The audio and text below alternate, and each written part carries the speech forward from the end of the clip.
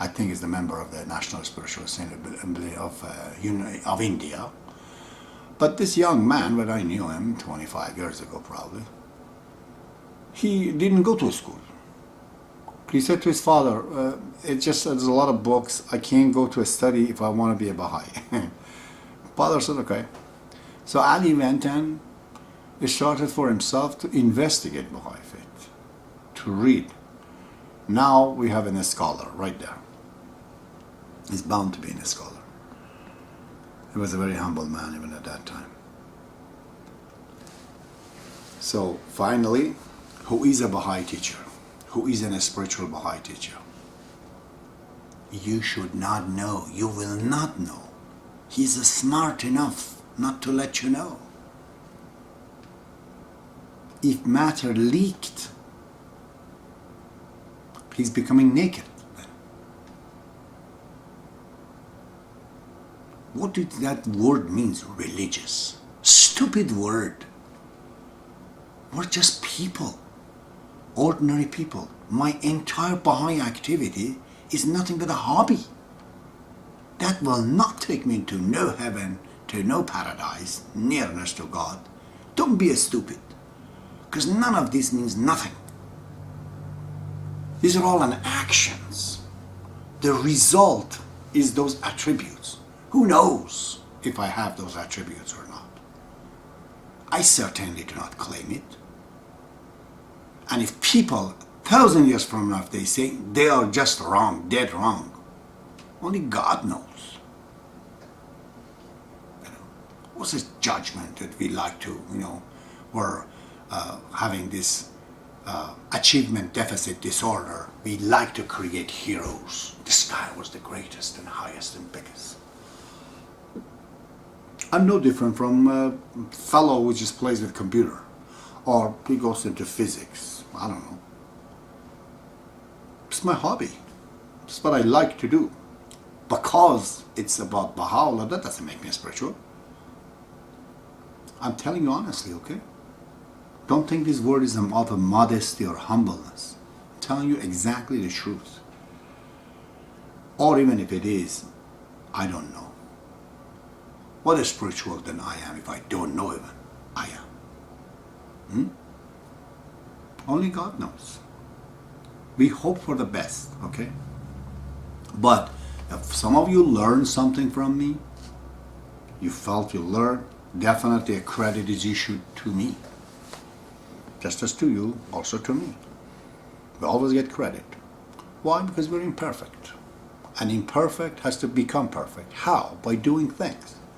The only way I would not be awarded as if I was perfect, which is not the case. The only person that has no award, has no reward, has no recompense is Baha'u'llah. He's already perfect. He can't do anything for a perfect. Why is he doing this? It's just because he loves us. Unconditional. Serious love he has. We're made by him. So, the act that they say Baha'i has to act, the acts are hidden though. You can't pray in public. You have to pray in your room, closed door. Even if you're fasting, no one should know. Donation in the Baha'i thing. We give money. You can never say that you paid it. Even the assembly will turn your money back if you say that I paid this much money. It's for your personal growth. The moment you say that you paid it, then you turn it into a social event. This isn't a spiritual event. It's not a social event. Baha'u'llah says this kind of money is not going to help us. We need you, human being, to understand, get up, and see what kind of connection he has to anyone. Go talk to that person about what he knows. Create a spiritual relationship. Okay? At that time, you're assuming leadership. A true Baha'i teacher is always a student too. It's a reciprocal way. There's no way in the world that I can be a teacher without learning at the same time. Whatever that is that I learn.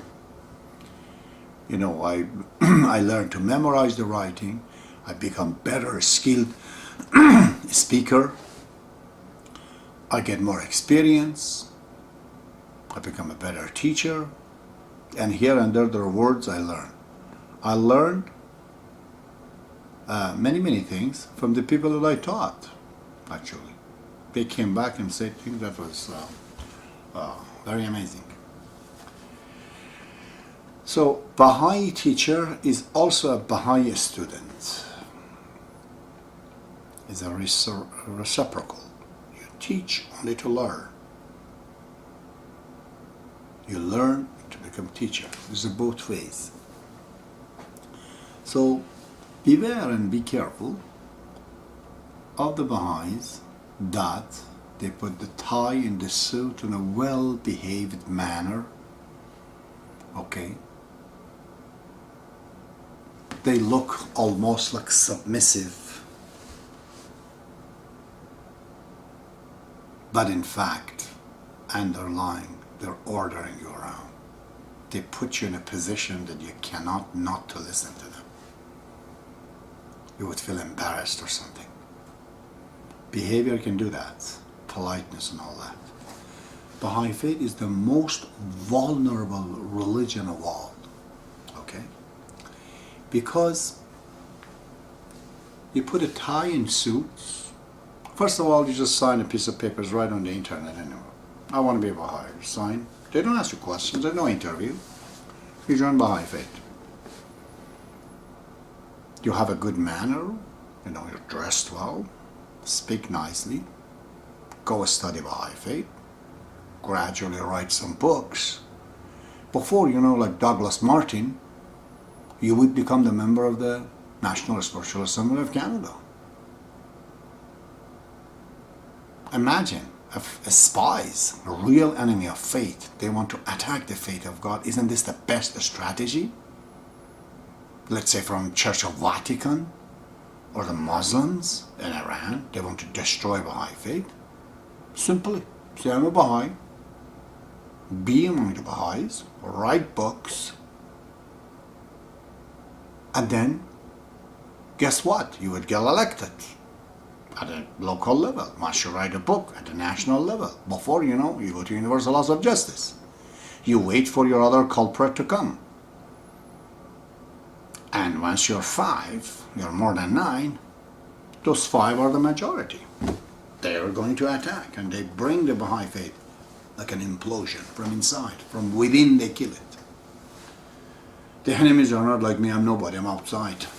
Watch, those are inside. All of them. They have the power to destroy the faith of God and misguide people. I do not have that.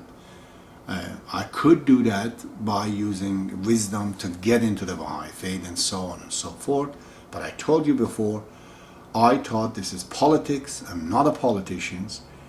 My book was about to be printed and accepted. I would have become some Baha'i somebody. But then Abdul Baha told me I'm an elder. I said to them that, hey, hold on. You can't print this book anymore. First of all, you have to know who I am. You might change your mind. And I said the truth. You know, they told me that. That's the door. Go. So that is how you could attack the faith from inside. So you might ask the questions, then a spiritual leadership is not people. If there's assemblies and national and this and that, that's going to also not to be trusted as it is situation right now. There's a mechanism, a very strange mechanism, that how God take the truth, produce it out of the imperfect people. Imperfections. This is the word, magical word of Abdul Baha. He says, from the clashes of the opinion, the truth will sparkle out. You're not perfect, he's not perfect, but you keep talking, consulting, fighting, tumultuous consultations. The truth will come out. People see it. So, the principle of the social truth in the Baha'i faith are those pillars, universal laws of justice and universal laws of guardianship. If these two are present, which they're not now. Only under universal house of justice is there. Universal house of guardianship would have to come up.